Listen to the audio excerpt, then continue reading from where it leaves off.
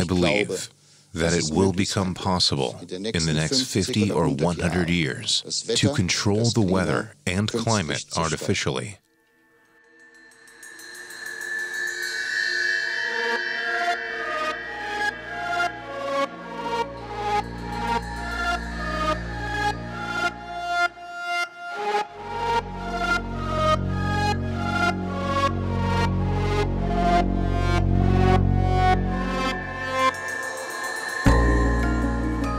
Tomorrow, the sky won't be a deep blue anymore. There will be more and more cirrus clouds. The contrails from airplanes will also become longer, and this indicates that warmer air is coming in from high altitudes.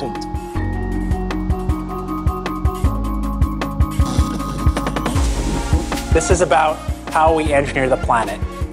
It's about the fact, an uncomfortable fact, but it is a fact, that we have the technical ability to do this.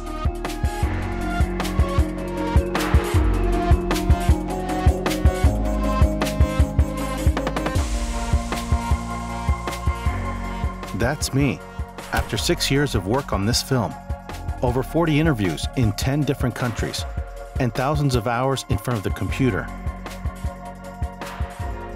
It all began in 2008, after I realized that increasingly jet trails are extensively covering the sky and the sun.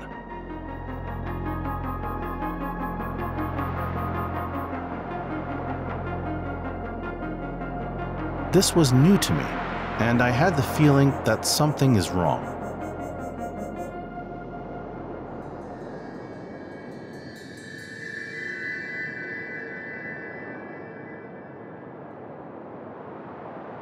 Contrails form everywhere, where planes fly. And when a contrail was formed, it is moved sideways by the wind. First, they are very small, until they get wider. And sometimes there are situations where a big part of the sky is almost fully covered with contrails. Well, here we see how man-made cloud cover is being produced, which influences the climate.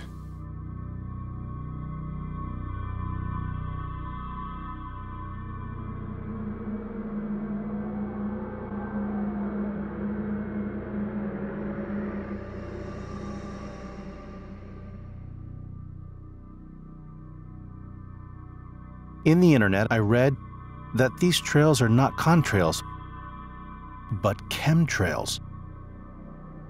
Trails of toxic chemicals, such as aluminum, barium, and strontium. Whoever's doing this should be charged with a criminal act. This could kill thousands, if not millions, of people.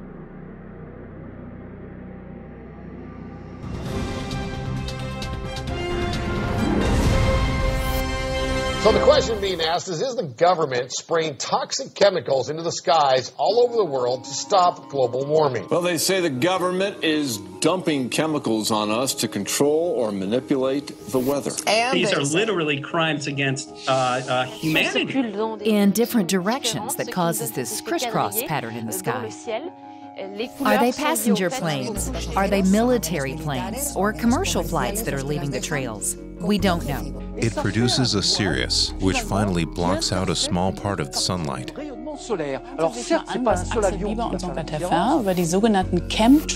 Poison. This is murder. This former FBI chief says a world government is behind the spraying. The reason, according to Ted Gunderson, they spray, and to make another round, they fly over our territory and continue to spray. Today again, there were contrails in the sky, and there are more and more people who believe that the U.S. is poisoning us, which is such a wild conspiracy. What? I hear a lot, but I have never heard about that. It is a wild conspiracy theory. Have a look. They call it chemtrails. It's complete nonsense. Chemtrails go from horizon to horizon, and they spread, and they crisscross, and they go next to one another, and pretty soon the whole sky is cloudy. And we don't know who's doing it. We don't know what it is they're putting into the sky. We think it's aluminum, barium, and strontium, but we don't know for sure. No one talks. They can't do that in the sky above us without the provincial and the federal government being aware.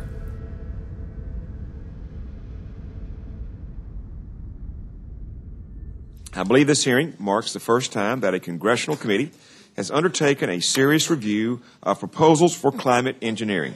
That is not surprising because this is a very complex, controversial subject that has had little formal debate in the United States.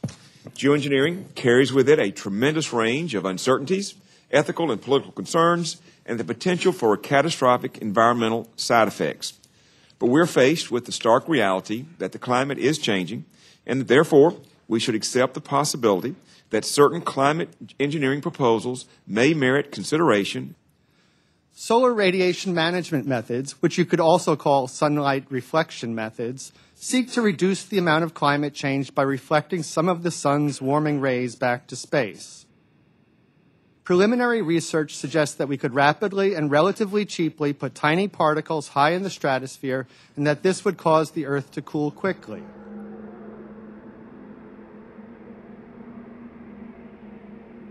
We could start doing it with airplanes and then figure out cheaper ways to do it down the road, but the actual cost of doing it will probably be, a few $1 billion at most, which is tiny compared to the size of the U.S. budget. Wow. To save the climate with pollution? You have to first come up with this idea. But for chemtrail activists, this is not an idea anymore, but already a reality. My name is Dietrich Klinghardt. I am a doctor. I studied in Freiburg and wrote my dissertation on the autonomous nervous system. My main activity in the U.S., for what I am known, is my clinic that is specialized for detoxification. People from all over the world come to us with chronic diseases, and we have found that the fallout from the chemtrails is the most significant reason for the poisoning of the people and leads to a whole set of chronic diseases, like autism and learning difficulties with kids, and with adults, the whole diseases of the nervous system, MS, ALS, Parkinson's, neuropathies, and all the degenerative diseases of the brain. The fact that the aluminum content in our nervous system has increased exponentially in the last years cannot be explained by the deodorant theory or the aluminum pots theory anymore, but can only be explained by the chemtrails.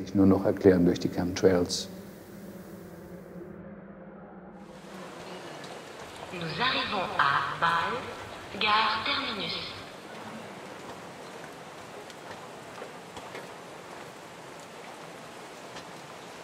If I showed my face, I could get in trouble, because I don't know how far my airline is involved in this phenomenon. Officially, there is no duty to maintain secrecy, but we have actually something like a code saying that you don't talk about the things you see during a flight. It was on a summer morning in Scandinavia. We started with the nicest weather towards South Europe and back. The sky over Scandinavia was absolutely blue. And after takeoff towards west, we could see a big grid over the sea. And this grid was definitely not of natural origin. The wind direction was chosen the way that this grid would automatically, I suppose within 2 or 3 hours, have reached the town where we took off. And around this grid, everything was blue. It even attracted my colleague's attention, who asked himself, "What's that?" but then said, "Well, maybe some military experiments." I know that this is an issue for many years, even for centuries, and you see pictures from time to time. When I look at these pictures, I see normal contrails in the sky, which we see over and over in Switzerland. I remember there are many people who frequently see UFOs, although there hasn't been proof yet. And all the pictures I have seen from UFOs, I have to say, they remind me very much of a natural cloud formation, which I have already seen. And mostly, well, every time, it turns out to be be a natural phenomenon, which is nice to look at, but finally is nothing more than nature. With this plane, the C-17 Globemaster, we could definitely see that substances were dispersed, that it sprayed. We figured that out while flying by, that close to the jet engines. Substances were brought out. And from this moment on, it was totally clear to me that the spraying is going on a large scale. Are we really being sprayed? One thing is for sure, just by looking up in the sky, I won't find a convincing answer. Are we going to wait? Yeah, let's go.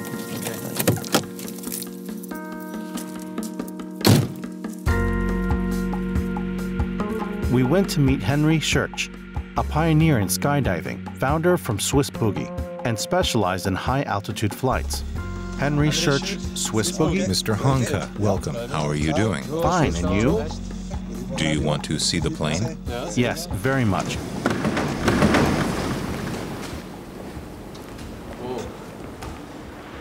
Here's the plane. Pilotus Porter PC-6. It goes up to 10,000 meters without any problems, but I would say we will go up to 7,600 meters to have the trails you are looking for. Hopefully. Then can we start to work? You can start to install everything, and when you are done, we can start to test. Fantastic. Thanks, Mr. Schurch. You are welcome.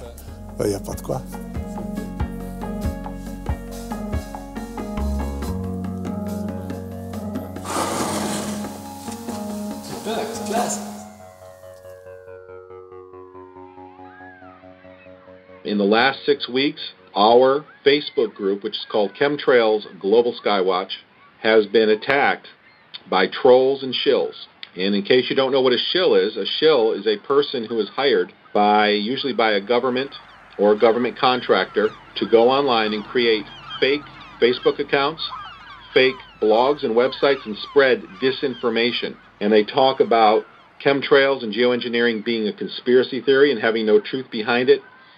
That is a disinformation website spreading lies. My name's Mick West. I'm 46 years old and I live in Venice, California. I'm a debunker. The chemtrail people seem to think that I'm some kind of government disinformation agent, so that I'm being paid to do this. But really, I'm just doing it because it's a hobby of mine. I started out just because I was interested in contrails. I'm actually retired. I made a reasonable amount of money in the video game industry. I part-owned a company called Neversoft, and we did the Tony Hawk series of video games. So we did very well there, and so I retired quite a few years ago, and I've just been having a lot of spare time since then. So I don't need the government to pay me. I'm just doing it because I find it fun and interesting. But I think it's becoming increasingly important to show that conspiracy theories are incorrect, because they're getting in the way of dealing with real problems. There's real problems with climate change and pollution, but people aren't addressing them because they think the chemtrails are happening, and so it distracts away from real problems. So I think if I can show that chemtrails are not real, it will help more people move on and actually address these other problems.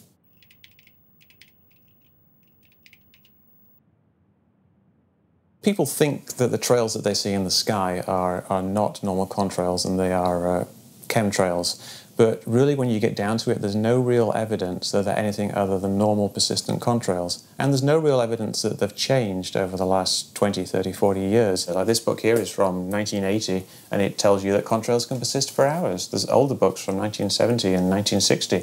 They'll tell you the same thing. So I want people to look at things that are real and stop wasting time with things that are not real. Higher and higher into the lifeless stratosphere, until the exhaust of the engines mixing with the cold, thin air condenses and streams the heavens with vapor trails. contrails have been doing exactly the same thing since the 70s and before, and it wasn't at all unfamiliar back in the 70s. For example, in 1971, there was a congressional hearing on a new type of jet plane, and people's concerns were that it might increase contrail cover. And somebody at the hearing said, Godfrey, said he'd seen on hunting trips to the Colorado Rocky Mountains blue skies clouded over by jet contrails by 9:30 in the morning. And this was in 1971. However, someone else on the committee, a Senator Allott, said he'd lived in Colorado all his life without ever seeing jet contrails form clouds. So it just shows that there's this completely different perception depending on whether you're actually paying attention or not. Given the correct atmospheric condition, jet aircraft in high frequency can almost completely cover the atmosphere, visible atmosphere, with clouds. So this shows that contrails have been doing exactly the same thing since the 70s and before, and there's no real evidence that they've changed over the last 20, 30, 40 years. All that's happened is there's a lot more of them now because, for a variety of reasons, but mostly because there's more traffic. Flight traffic doubled in the last 15 years.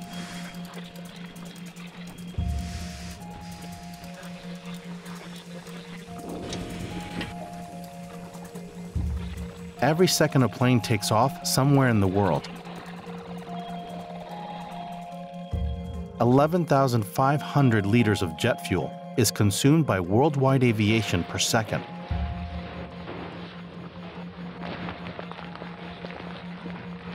And in 20 years, flight traffic is expected to double again.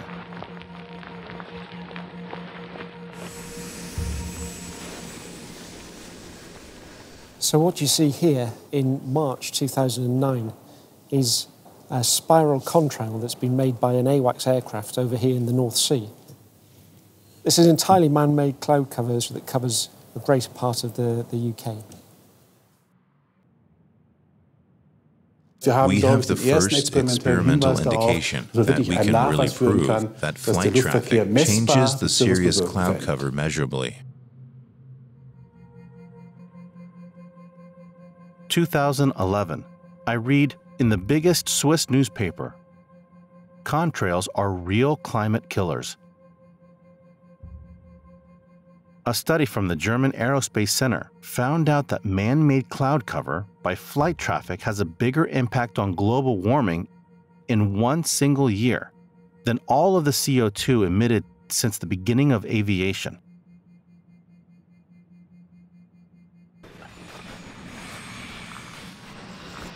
Despite the double impact of flight traffic on our climate, flight traffic is not regulated globally in any climate treaty. Neither the CO2 emissions nor the man-made clouds by flight traffic. With the contrails, it is obvious. At the moment, flight traffic is just organized in a way that it produces a maximum of contrails. Higher altitude, as well as lower altitude flights, reduces the formation of contrails in both directions. One purpose of our research is to develop methods to control flight traffic in a way to minimize its current climate impact. And the idea is to avoid the formation of contrails. Therefore, you need to predict them, and for that reason, we developed a method. The method uses weather forecasts, general weather forecasts, and in these forecasts, it is calculated for the given flight traffic for single flights how contrails form. There are times and places on Earth where contrails cool. If you fly specifically where contrails cool, you cool the Earth. If at the same time you avoid flights where they warm, then you also cool. That's not geoengineering, since we don't want to solve the whole climate problem with flight traffic. But with changes in flight traffic, we want to reduce its climate effect. That's a different ethical situation. We don't change the world, but flight traffic.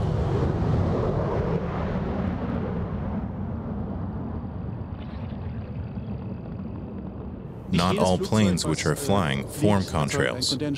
About 20 to 25% of the flights form contrails, and just 20% of them become persistent, depending on the surrounding relative humidity. Of course, the amount of ice particles depends on how much ice nuclei were emitted from the exhaust. Therefore, soot is also playing a role. The little soot particles form ice nuclei. Therefore, thermodynamics and water are important, as well as the composition of the exhaust fumes, but not specifically the chemistry. If you look closely, you can see that the contrail, this particular contrail right here, initially formed, but it's very thin. Well, you had very, very thick in this part here.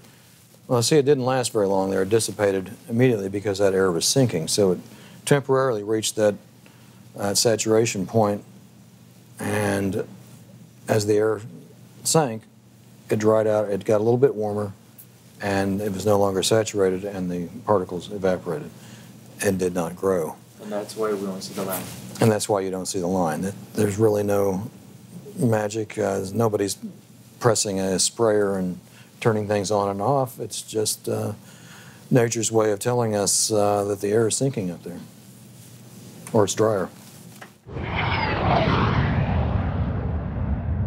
So it's really based on a misunderstanding of what contrails are. People think that contrails disappear quickly, but really it depends upon the atmospheric conditions, and people just aren't aware of that. They just haven't paid attention to it before, and now they do, and they find something suspicious. But really, if you look into it, there isn't really anything there.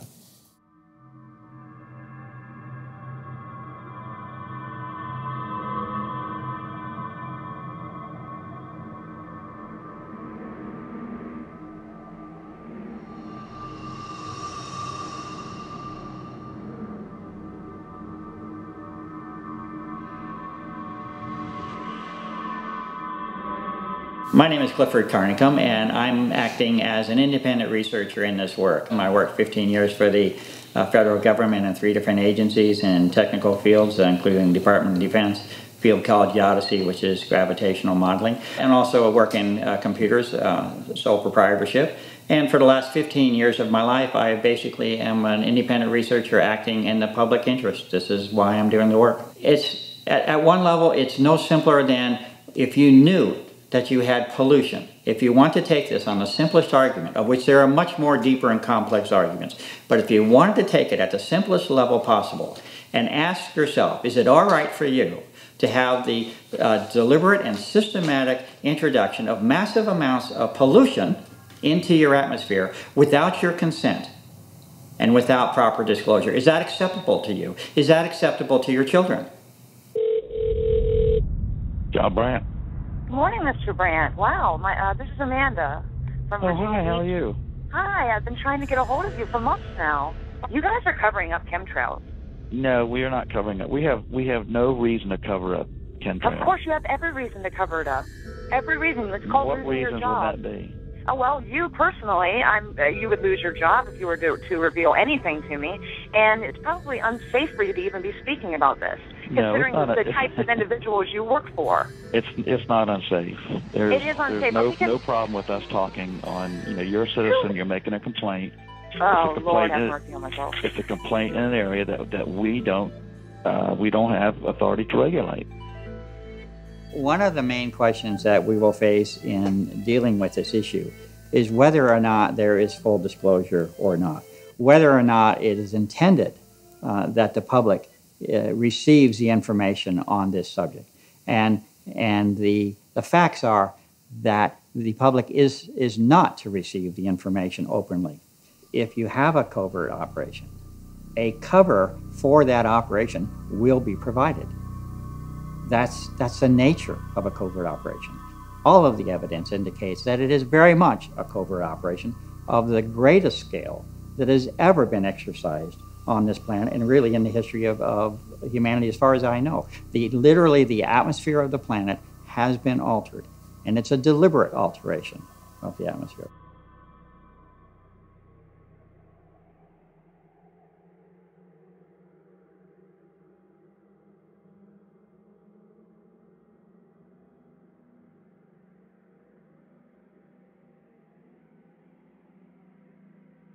This is a global operation and it affects everybody and every living thing. So this is that important. There are arguments put forth that chemtrails, or these man-made clouds, are all normal due to the right atmospheric conditions, but this is not a reasonable argument. The fact is that the introduction of fine chemicals or aerosols into the atmosphere have a profound effect on cloud formation. Unfortunately, this is not taken into consideration by scientists to explain the phenomenon that we are all witnessing. Can particles influence the formation of clouds?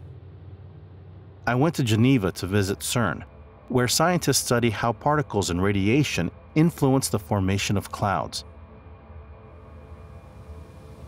We assume that there are man-made effects influencing today's formation of clouds through humans' direct introduction of various particles into the atmosphere, and these particles then serving as condensation nuclei for the formation of clouds, which influence the climate, because the properties of clouds, how long they persist, and how much sunlight they reflect, that changes, depending on how much additional man-made aerosols are put into the air.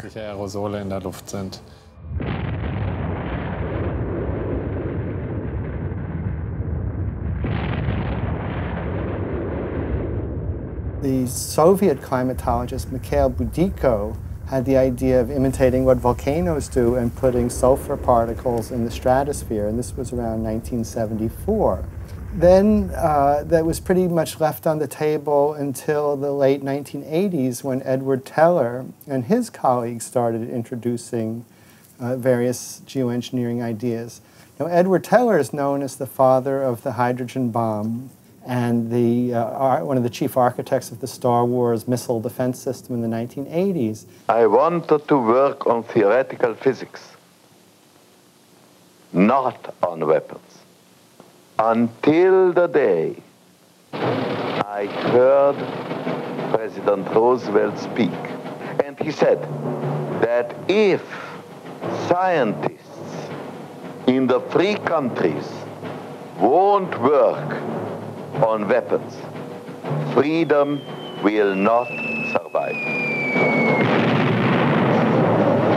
And I had the irrational, strange, but powerful feeling that he was talking to me. That is when I made up my mind, and I have not changed it since.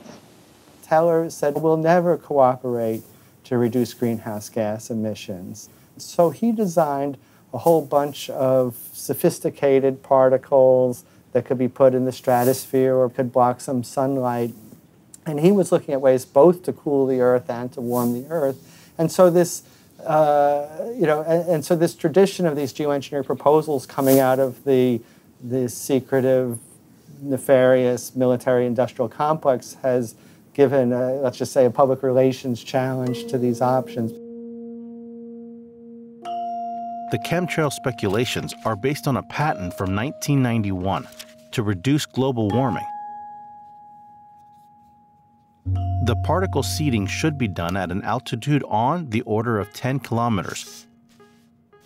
The particles may be seeded by dispersal from seeding aircraft. One technique may be via the jet fuel.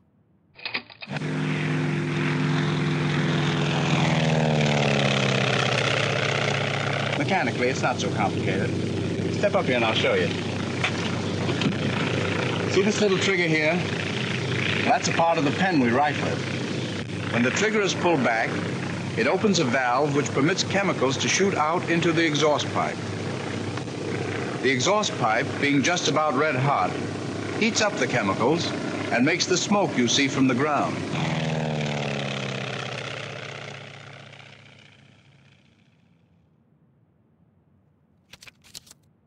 In 1992, the National Academy of Sciences recommended various geoengineering methods to fight global warming. One proposed method to reflect sunlight was to maintain a cloud of dust in the lower stratosphere by the use of aircraft. In the 1990s, Edward Teller and his co-scientists were lobbying for the application of geoengineering. He argued that the cost for geoengineering would only constitute 1% of what greenhouse gas reduction would cost. In 2001, Edward Teller's geoengineering methods were mentioned in the IPCC World Climate Report. By reflecting 2% of the sunlight, we could emit twice as much CO2 till 2050. 5 years later, Nobel Prize laureate Paul Crutzen reintroduced the old concept of saturating the stratosphere with sulfates in order to cool the planet. From then on, geoengineering was no longer a taboo in science. In 2009, the Royal Society published a report on geoengineering.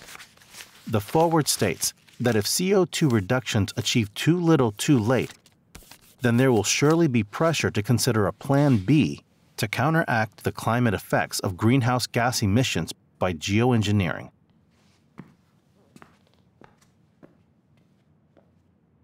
Already in the same year, in the scope of a field experiment, sulfate particles were officially placed in the atmosphere for the first time, but not by the US, but by the Russians, successfully. The experiment showed that the technology works. According to the German Federal Office of the Environment, further research projects for geoengineering are expected, even large-scale experiments. You ever look at those planes up there? They have contrails behind them. Maybe all those planes are the contrails. Maybe they're actually spraying chemicals into the atmosphere right now, and Uncle Sam isn't telling us. Seems extremely unlikely. That the United States is not telling something to its citizens? That seems extremely likely to me. Read the newspaper.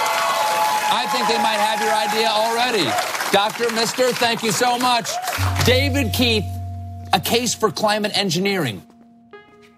Well, like I said before, it's possible to do. It's not rocket science to spray something out of the back of the plane. It would be very unlikely that they would do it. Like, what reason do they have to do something if they don't know what they're doing, and they don't know if it's going to work, and they don't know what the side effects are going to be? There's no reason for them to be doing it secretly.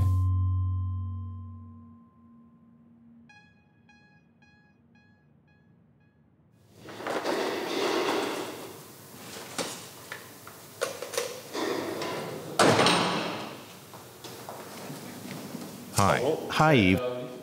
Hello, Mathis. How are you? I'm fine. Great. You brought the filter holder and the filters, didn't you? Exactly. They are in here. Here we have the two filters. One is the blind sample, and the other is the one which the air will pass through. Okay, no air will pass through this filter? Correct. This will also go all the way up. It will be placed in the plane and be flown, but no air will be passing through it to see what is really in the air. The filters are already mounted in the lab. We place them in the holders. In between here, they are hermetically sealed. The air will be absorbed here. Great. Then we have to put it right here. Exactly. The tube is cold resistant, down to minus 60 degrees. That shouldn't be a problem. Here's the pump that absorbs the air. And here is a flow meter that shows us exactly how large the air intake is. And here we have the energy supply, since we don't have a 230-volt plug in the plane. So I can put the plug into the inverter and link it to the car batteries, and then we'll be fine. Great. That looks good. Then I propose that we move the equipment aboard the plane.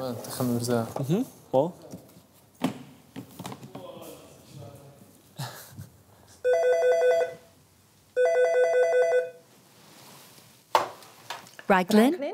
This is the reception. Your guest is here. Thank you very much. I'll just come down. Thanks. She will come immediately. That's nice. Thank you. I'm Rebecca Reiklin, Swiss Federal Office for the Environment. My function is that of the information officer. On the subject of chemtrails, requests from citizens have been quite numerous in recent years. There has been a little more calm around the issue lately, but there were also some political advances a couple of years ago. It is certainly an issue.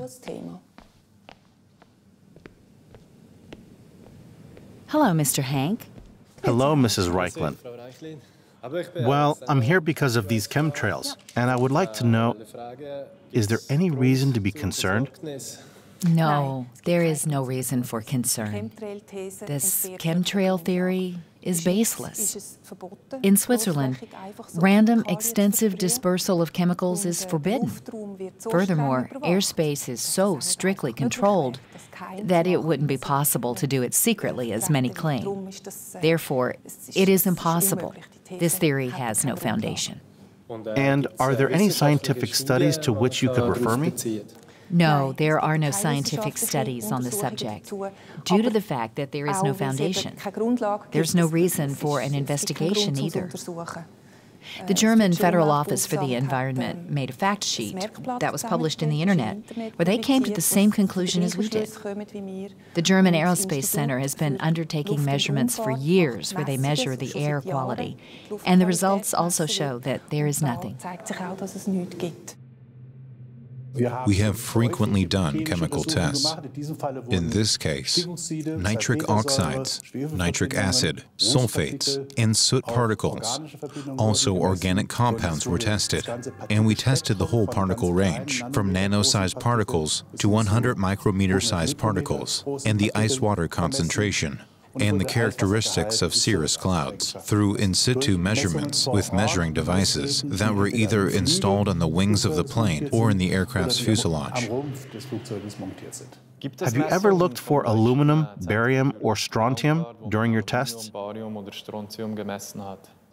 We didn't look specifically for aluminum, barium, or strontium because we do not know how these substances should get up there. Therefore, we haven't found them, but we wouldn't expect them to be there either.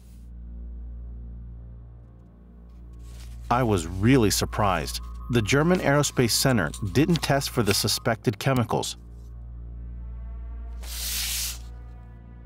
The chemtrail conspiracy, I don't frankly believe at all. Do you know a study where aluminum and barium were directly tested out of a contrail? No, I don't know any study like that. I would say it's not done. I cannot prove that it's not done. None of the leading institutions for contrail research did any testing for the suspected chemicals. While official authorities, the media, NGOs, and politicians, in terms of chemtrails, all refer to these institutions, it is hardly a surprise that from official side there are no indications of chemtrails, whereas chemtrails have not been disproven either. We also have a measuring network called Nobel that measures the air quality all over Switzerland. The chemical composition of fine dust is routinely evaluated by Nobel. Individual components are continuously determined. We limit ourselves to individual components that are of special interest in terms of air purity. Aluminum and barium are not measured within the normal monitoring. We conducted 2 extensive studies to determine fine dust sources. We undertook a study in 1998-1999 and repeated this study 10 years later at different locations. We conducted a detailed chemical characterization of fine dusts. In cities, the aluminum content is slightly higher than in the countryside because there are additional sources, such as construction sites or the swill of dust from road traffic. With barium, we see a quite clear difference between cities and rural areas. Barium is an element which is emitted by traffic, not through the exhaust pipes, but rather by abrasion particles, for example, by the abrasion from brakes. Barium concentrations are significantly higher along traffic routes than in other suburban or rural areas. With flight traffic as a source of emission, we actually had to expect at ground level that spatially these emissions would be homogeneously distributed, but then wouldn't expect any strong differences between rural and urban locations if flight traffic was a main source. eine Hauptquelle wäre. We have neither the imperative nor any reason to measure the substances mentioned in this theory, simply because there is no indication that there's any probability of the theory being correct.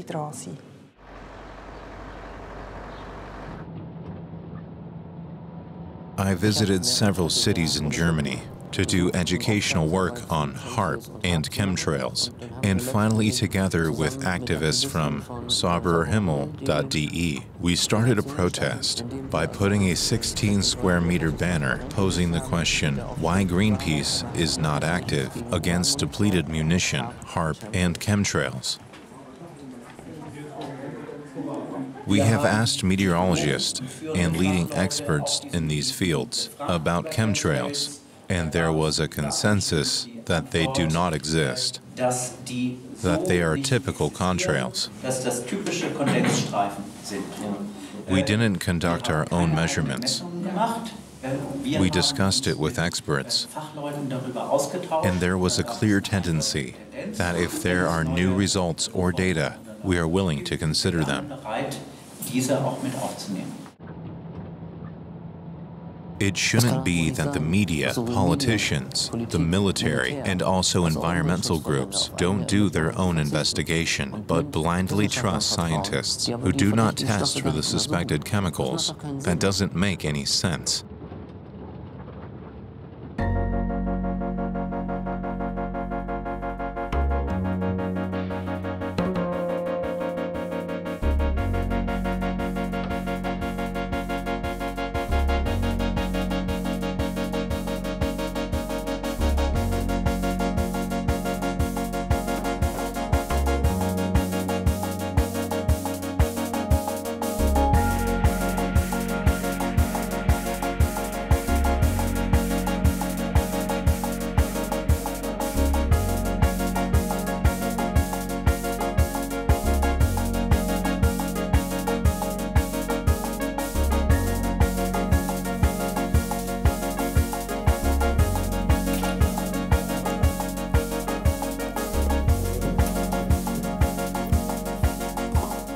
How are things looking, Eve? It's looking very good. This filter is mounted. Cool. Yeah, it's fixed. And after the flight, we can easily dismantle it, put it into a bag, and then I can take it back to the lab, where we can analyze it. Perfect. Because someone has a patent, we're going to go out and ask someone to spend thousands, maybe millions of dollars on an aircraft program to go search for aluminum. No, it just doesn't make any sense. I've interacted with chemtrail believers since about 1999, and I believe this coincided with an experiment we had in 1996 called Success. One of the things we were looking for was to fly through contrails to study the ice crystals formed in the contrails and see how they change with time as the contrail grows. We realized then that, yeah, there's a lot of spreading going on from these contrails. We weren't spraying anything. We were just flying these aircraft to do a study. And for this experiment that I mentioned, the oval contrail, that was, the plane went back and sampled its own contrail. You know, just ice crystals. It's not anything, and they found it just like cirrus clouds. So it was not a thing. It just so happened that the next year this chemtrail phenomenon just went ballistic. Maybe it went ballistic because the researchers in this project indeed found higher concentrations of aluminum in the contrails and in aircraft exhaust.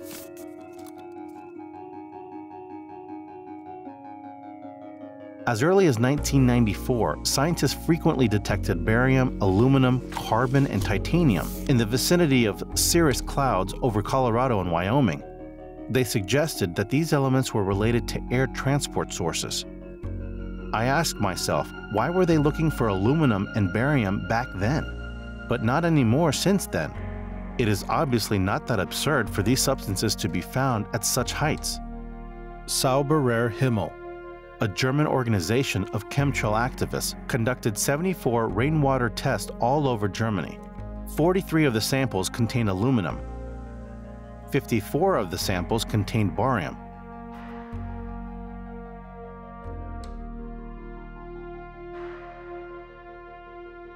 For me, as a scientist, it is important to measure, and the only measurement that is relevant for me is the assessment of human beings. How can we show that all of us are being poisoned by aluminum and are being poisoned every day? So we experience difficulties, first in the USA. Many laboratories received letters from the FDA telling them not to test for aluminum anymore. This was already an indication. It happened 3 to 4 years ago. And then the aluminum, which we breathe in, is nano-sized, which means that these are tiny particles, which cannot be measured with ordinary laboratory methods. And therefore, we didn't realize the severity for a long time. Because of the limited laboratory methods, it didn't show up in hair analyses or in blood or serum analyses until we came across a new method called apheresis. Apheresis is a blood cleaning method whereby all the blood is led through a filter system and all pollutants in the blood are filtered out. And when nano-sized particles get close to the filter, they contract and form lumps and can then be shown with ordinary measurement methods. Well, what we have found, we have sent over 200 patients overseas from the US, is that the aluminum content, namely the total physical stress from aluminum, is 100 times larger than from all other metals. Das mehr als das 100-fache höher ist als das von allen anderen Metallen.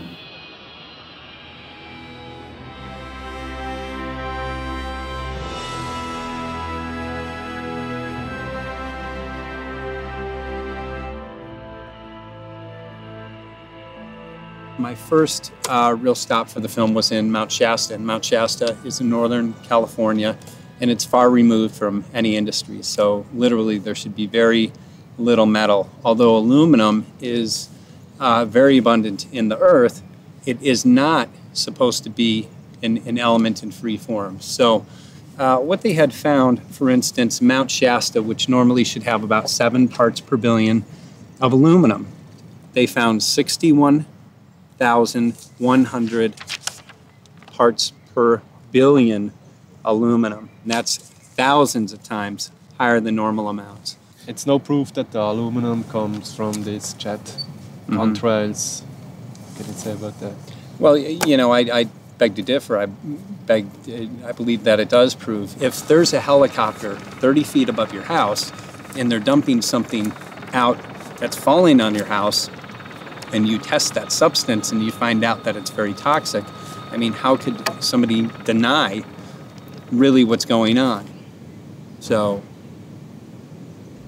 yeah. And if it didn't come from the aerosol spraying, where did it come from? So far, nobody has been able to prove that they've come from anywhere else. Well, what it looked like was just like cotton candy.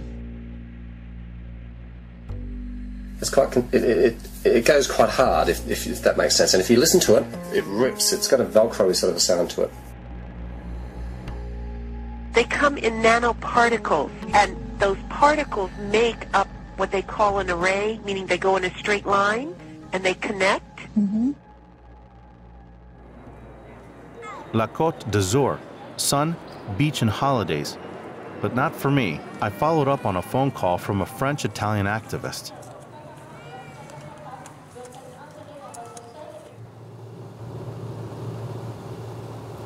I think it is the duty of the authorities to give us answers, because we are doing the job that should be done by the authorities. We have the common people paying for analyses, while the authorities should be doing it, and should be giving us answers.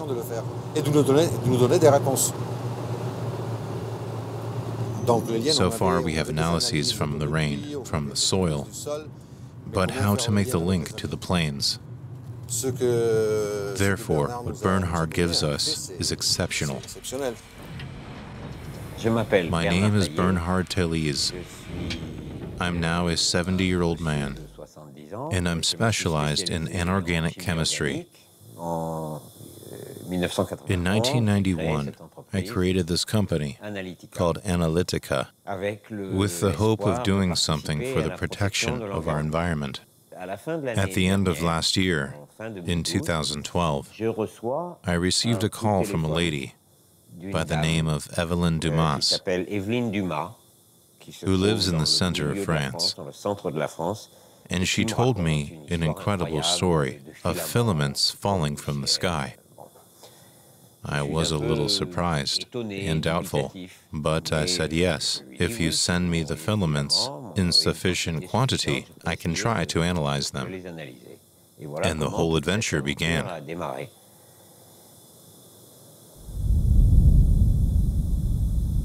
This is one of the first filament samples from Miss Dumas in the center of France. This is from the northeast of France, from a certain Mrs. Duclaude, with whom Mrs. Dumas communicated over the internet. This here is from the Lumpkin family, from another corner of France. And this here is from Mrs. Laxonaire, not far from here on the coast. After a month, I realized that the problem is serious.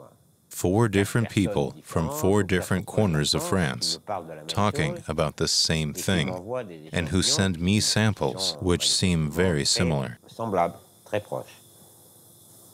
I analyzed these 4 samples. I wrote a report that was, in my opinion, very profound, substantial, and precise. I still have some samples, and I'm willing to share them with my peers.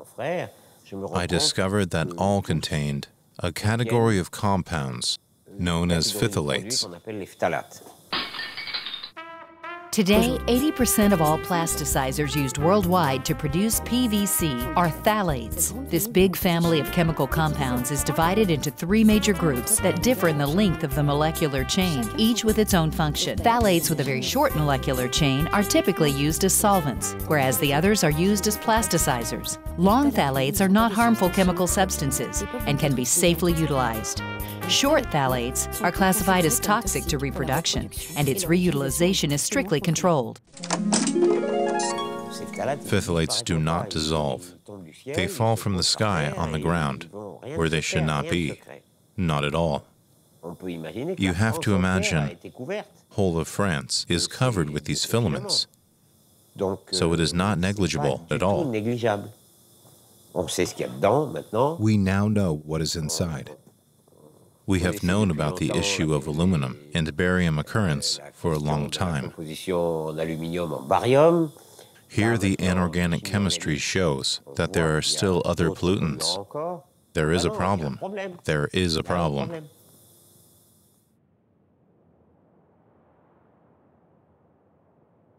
The actual work is much more serious than we'd like to admit, because it indicates that the general population is subject to this. There are a host of serious health issues that are implicated most directly with the research. And the research is indicating an exact match and correspondence between the nature of the physical materials I'm speaking of, in particular the filament material that I spoke of earlier, an exact match between that environmental type sample and samples which come from the human body as well as cultures.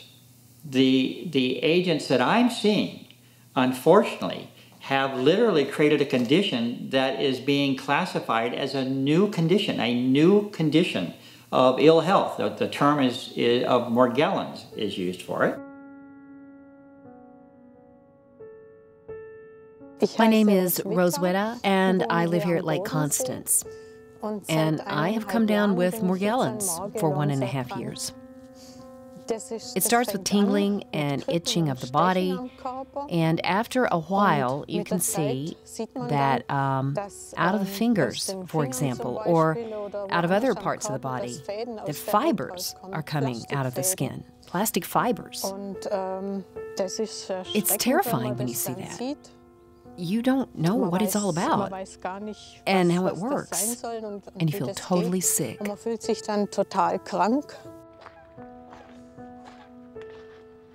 The doctors always say that it doesn't exist, that you're crazy, and discount it as a delusional parasitosis and send you to the psychiatrist. You stand there not knowing what to do. You get sicker and sicker. It gets worse, but no doctor is doing anything, is investigating, or is helping. We have analyzed the fibers in the early phases, when it first becomes apparent and known in literature. They are protein fibers or substances. Earlier it was assumed that they were parasites, but we didn't find any DNA in them, a sign that it is something organic.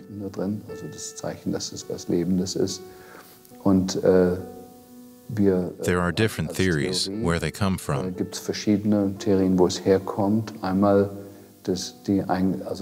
The fallout from the chemtrails consists of plastic nanoparticles, which are coated with aluminum, titanium, and barium. We know this because we had it analyzed in a nanolab. Every environmental authority could spend their money on that and make the identical assessment for about 10,000 euros. We suppose that the inhaled plastic particles are the cause of the Morgellons disease.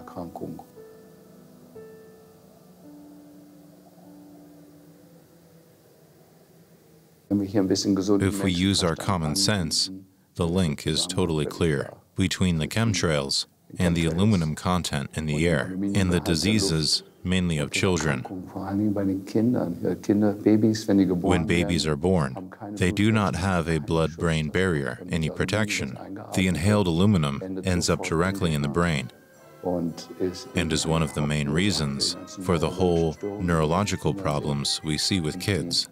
The number of children with neurological problems is rising exponentially, in a clear correlation with the spraying in the sky. There is a lot of circumstantial evidence, but it would be relatively cheap if any government agency just flew behind the planes and collected the air. But so far, it is left to individuals like us to spend their own resources on providing the evidence, and that's a scandal. We do not have the slightest indications that chemtrails are real. There are only statements based on fantasy, and there's no point in following up on such statements. Putting all speculations aside, I finally wanted a convincing answer.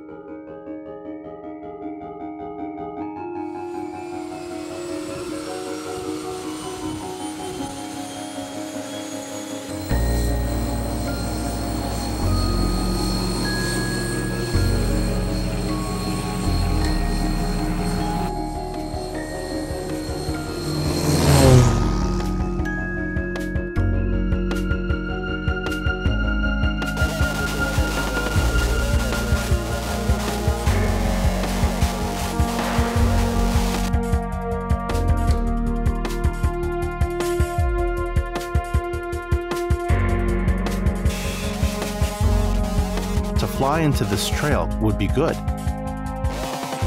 Yeah, but it is higher than 2,000 feet. We check if that's possible.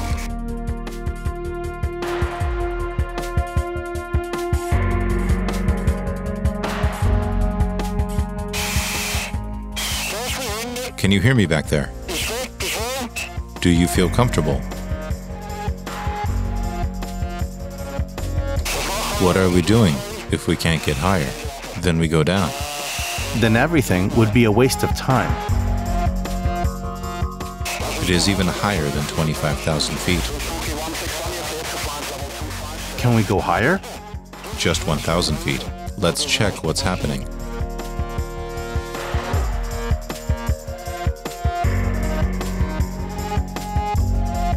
Here is nothing.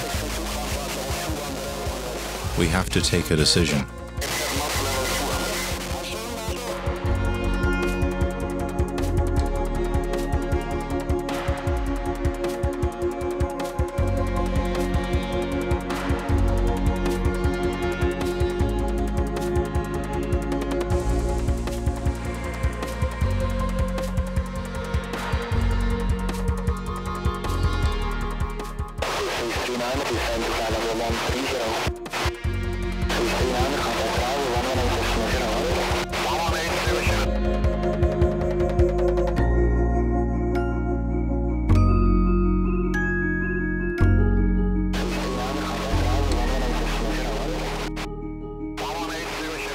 Shit, we missed it by 1,000 meters.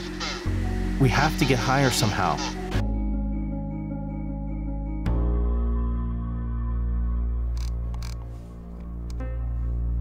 Spraying chemicals into the atmosphere could lead to drought, to floods, to ozone depletion, to vanishing blue skies and less solar power, to environmental consequences, and to the military use of the technology. But it might also save the planet.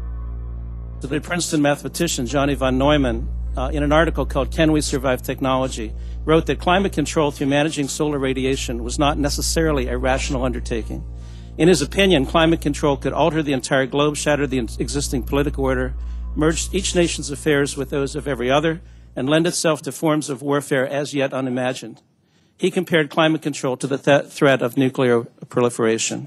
But if a powerful country decides our national interest is at stake and it's an existential issue for our country, so we need to do this, so we're going to do this. Our war on terror begins with Al-Qaeda, but it does not end there. We saw the United States do that in the invasion of Iraq, where you had the whole UN frameworks with weapons inspections, and then one country says, well, look, we think it's a national threat, we're going to go do this, regardless of what this international agreement says. And I think the same problem will arise again with these geoengineering options.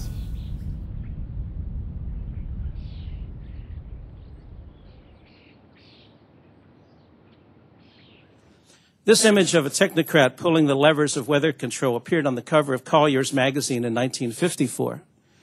We were in a weather control race with the Soviet Union at the time, and an Air Force general had just announced to the press that the nation that controls the weather will control the world. The magazine article inside by President Eisenhower's weather advisor, Harold Orville, provided detailed ways of conducting weather warfare. The first documented applications of weather warfare was during the Vietnam War, using very old-fashioned methods of cloud seeding to disrupt the supply routes of the Viet Cong. As a result of the international uproar over Project Popeye, on the 10th of December 1976, the United Nations passed General Assembly Resolution 3172. It explicitly banned the use of weather modification in warfare.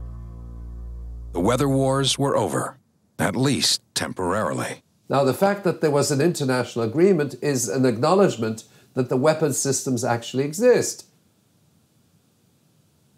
The US Air Force, in a document entitled Owning the Weather in 2025, states in no uncertain terms, in 2025, US aerospace forces can own the weather.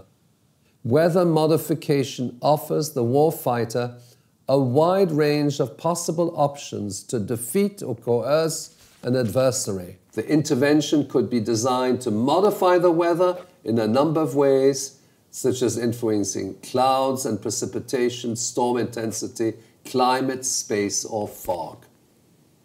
With few exceptions, they involve infusing either energy or chemicals into the meteorological process in the right way, at the right place and time.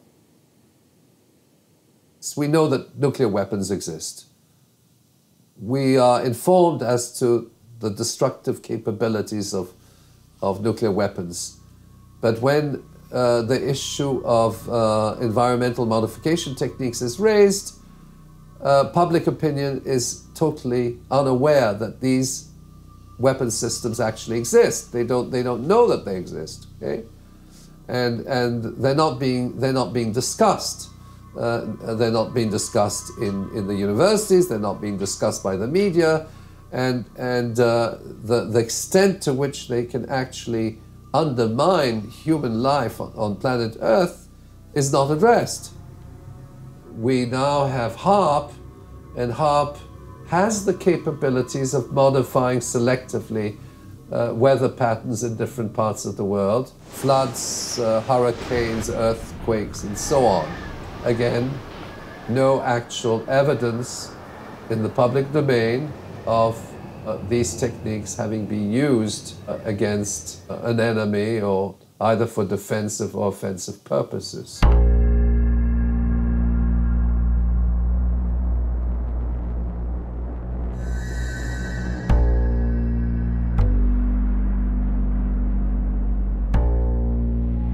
No nation, however large or small, wealthy or poor, can escape the impact of climate change. Rising sea levels threaten every coastline. More powerful storms and floods threaten every continent. More frequent droughts and crop failures breed hunger and conflict in places where hunger and conflict already thrive.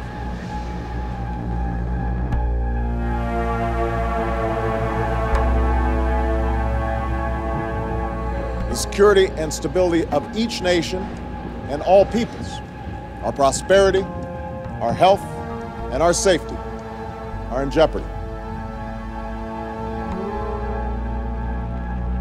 Each time the climate change conferences meet, there is a refusal on the part of climate specialists and scientists to actually address the issue of climatic modification and the use of climate for military use.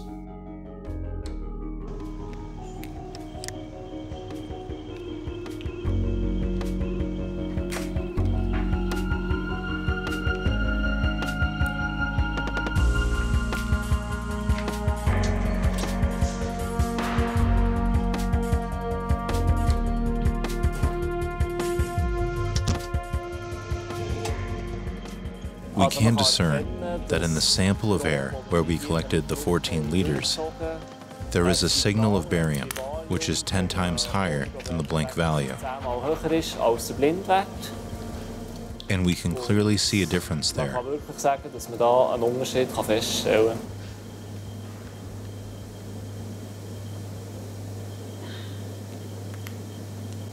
In the 14 liters of air, we detected 8 micrograms, which was in that filter. And if you calculate that, then you are approximately at 5 micrograms per cubic meter.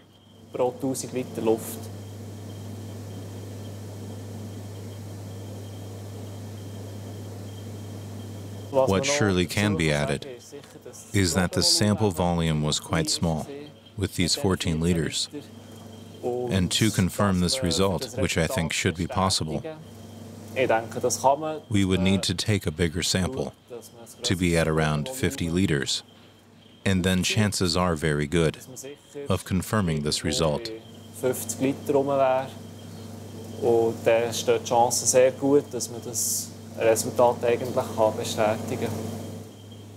Finding barium despite such a small sample, even in this low concentration, surprised me. Because barium does not naturally occur in this altitude.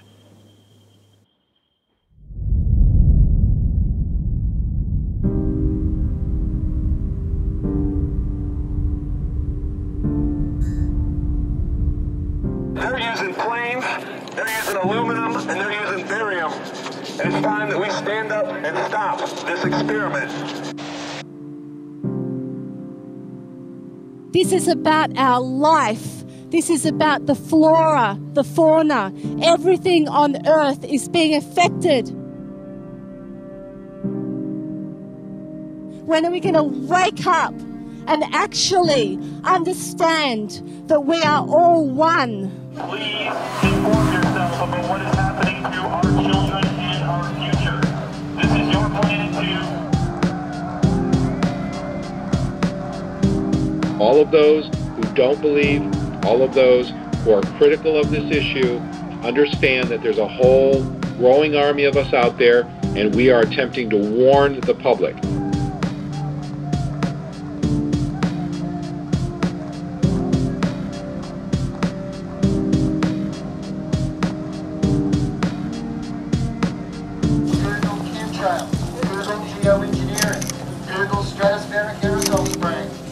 critical solar radiation management.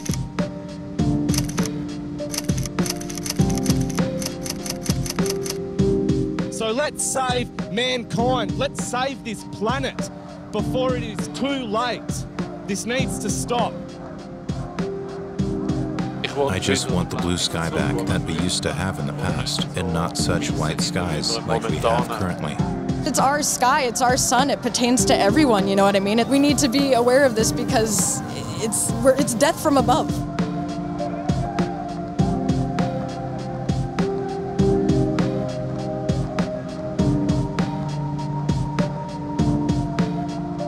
Hopefully we'll be able to raise awareness of the chemtrails just that little bit more.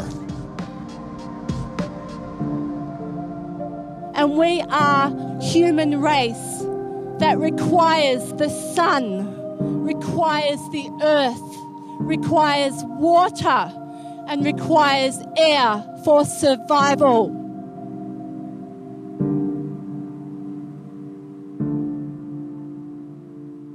I welcome you here in the EU Parliament as a representative of the European Green Party, in my case as a representative of the German Green Party.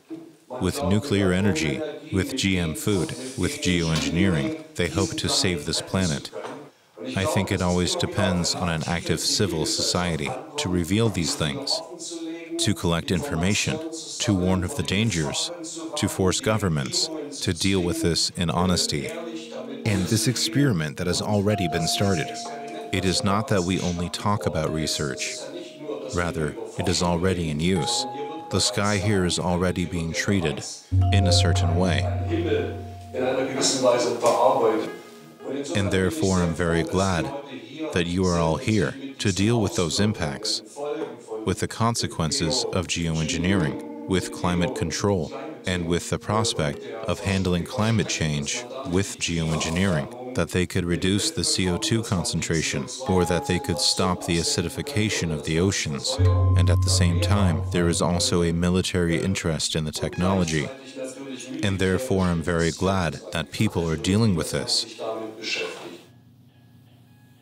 In the early years of my work, one of the things that I did was basically chronicle and document those parties that expressed an interest in my work. There is a paper on there, I believe the title is List of Visitors. It took place over a period of several months. It took place before certain security measures and firewalls have been put in place since then to basically protect that flow of information. There is a clear, documented interest at the highest level of government, congressional, on down, Pentagon, on down through all defense contractors, all health organizations, as well as media organizations, that they do and have demonstrated interest in the work, a rather serious interest in the work, it appears.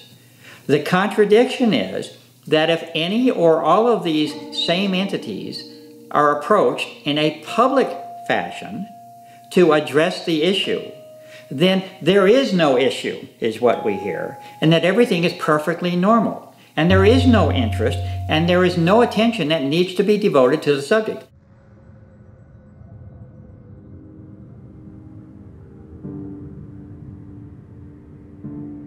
If those that have been called upon to respond to the need for investigation and inquiry and relief fail in their duty and obligation, then we as citizens must assume that role to the best of our ability, because we are stewards of this planet. We don't own this planet. We must care for this planet.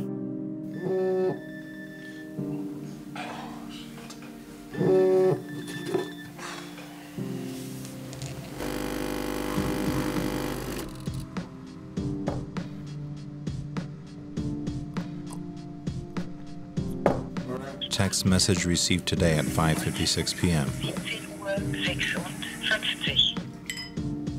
Matt, here it is. I just want to tell you that we got the permission to fly at any altitude.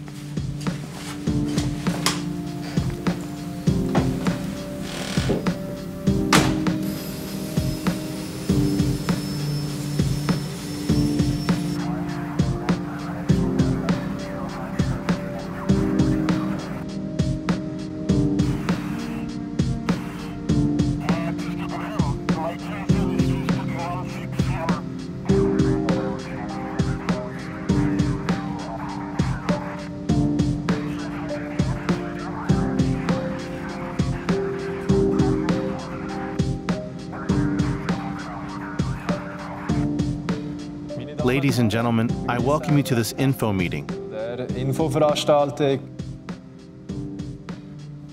Despite persistent trails in the sky, we were unable to confirm the first test results.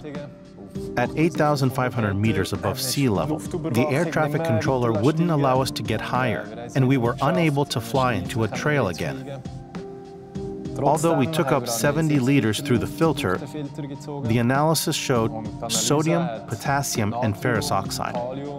But unlike the first time, no barium. Further measurements would be necessary because many questions still remain open. Questions that should be answered by public authorities and by scientists, and not by us, the citizens.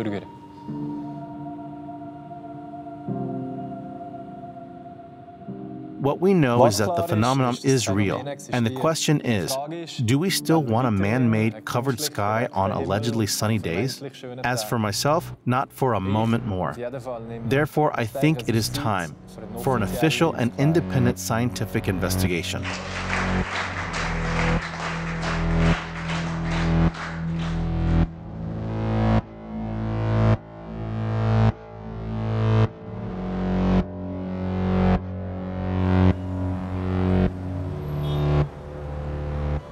After the film had been finally completed, I heard about a sensational study of the Swiss Federal Institute of Technology.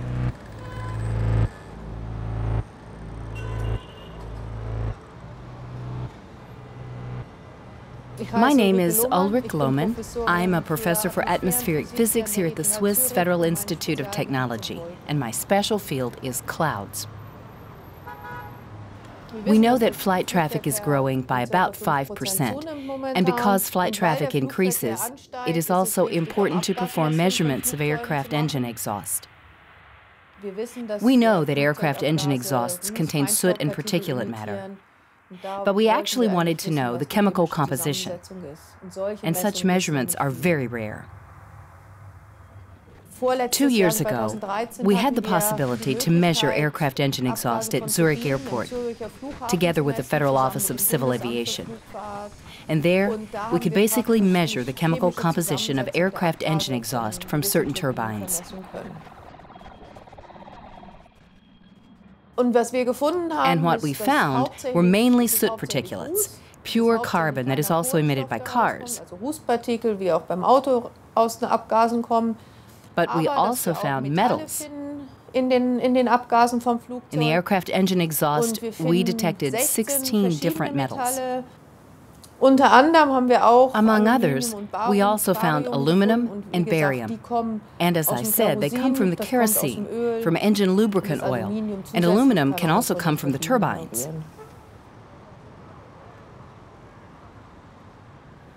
We made measurements from the jet fuel as well, and noticed, in the range of parts per millions, that the jet fuel contained aluminum and barium.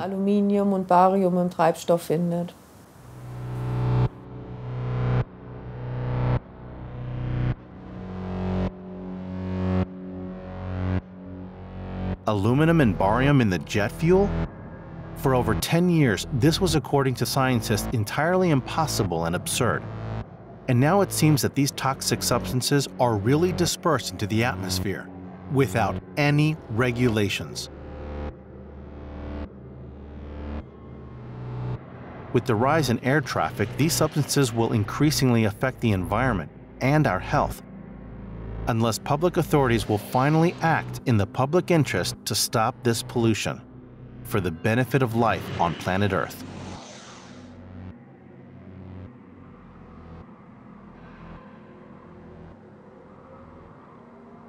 It is in any case urgent to regulate aircraft engine exhaust.